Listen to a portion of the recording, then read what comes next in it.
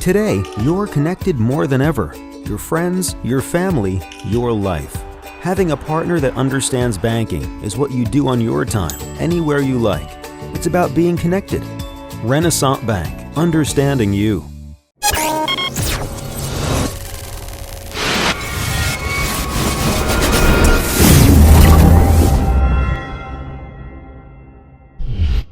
Sponsored by Renaissance Bank. Good morning, Northeast Mississippi. This is Newsbreak for Wednesday, December 21st. I'm Brad Locke. Thanks for joining us. Newsbreak comes to you each Monday through Friday at 7 a.m. You can watch it at djournal.com, Facebook, YouTube, or the Daily Journal's mobile apps for Apple and Android devices. We're going to take a quick look now at news, sports, and weather here on this Wednesday. Let's start with the weather underground forecast for today. Going to have partly cloudy skies, high of 53 degrees, low of 36, a 10% chance of rain. 3-day outlook. Thursday, it's going to be partly cloudy again with a high of 52, low of 32, 10% chance of rain. Friday, partly cloudy with a high of 55, low of 46, 10% chance of rain. And then on Saturday, rain is likely with a high of 60, low of 56, chance of rain is 90%. Let's take a look now at some of the top stories from your Daily Journal and djournal.com on this Wednesday. Tupelo leaders are considering a revision to the city's burning regulations. The proposal would allow some limited burning on agricultural land within city limits. Local farmer and land developer Mitchell Scruggs visited the Tupelo City Council on Monday and asked it to support the change. The issue involves creeks and other waterways that pass through property owned by Scruggs. He said those waterways are being clogged by debris such as brush. Now, Scruggs owns a significant amount of farming property within city limits, and he said he is willing to clean out the creeks, but that he believes burning is the best solution to dispose of the brush. Chief Operations Officer Don Lewis, Fire Chief Thomas Walker, Development Services Director Shane Hooper, and City Attorney Ben Logan are prepared to explore ways to allow limited burning within the city. Logan told the Daily Journal some kind of permit system for such burning could be established, and Lewis told the City Council a draft of possible changes could be ready as early as January. Thanks to the Tennessee Valley Authority, the Tupelo Public School District has some money in the bank for future infrastructure work. The school district has received $47,194.25 in rebates from TVA by installing new, energy-efficient features during renovations made to several school buildings over the past year. Those renovations are being funded by a $44 million bond issue.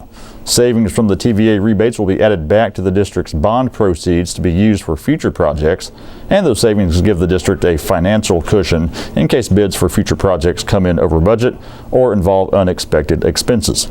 Remodeling at Rankin Elementary earned the district $8,849.07. Work done at Lawndale Elementary resulted in a $10,437.64 rebate, and renovations at Milam earned $27,907.54 in rebates.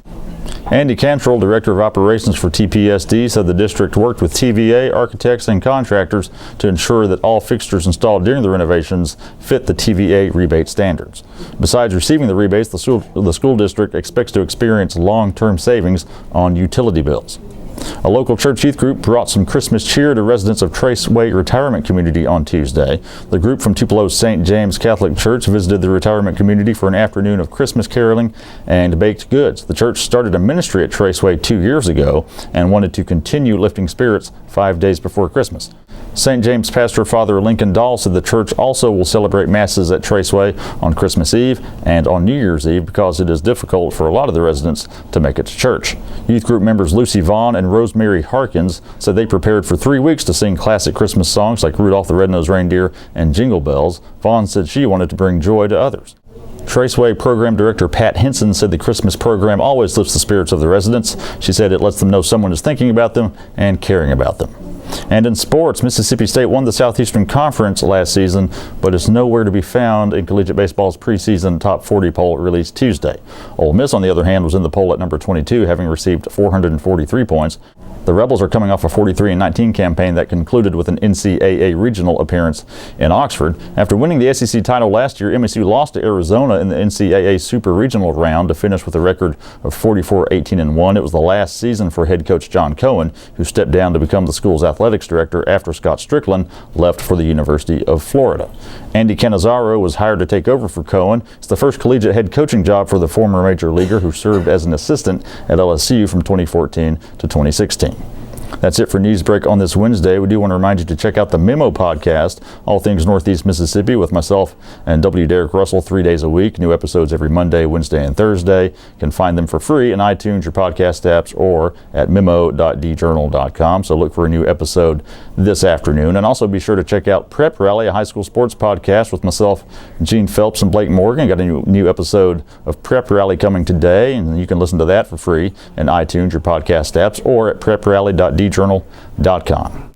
All the stories I talked about today you can find in your Daily Journal or at djournal.com. Give us a follow on Twitter at djournalnow, and give our Facebook page a like as well. That's it for Newsbreak on this Wednesday. I'm Brad Locke. We'll see you next time.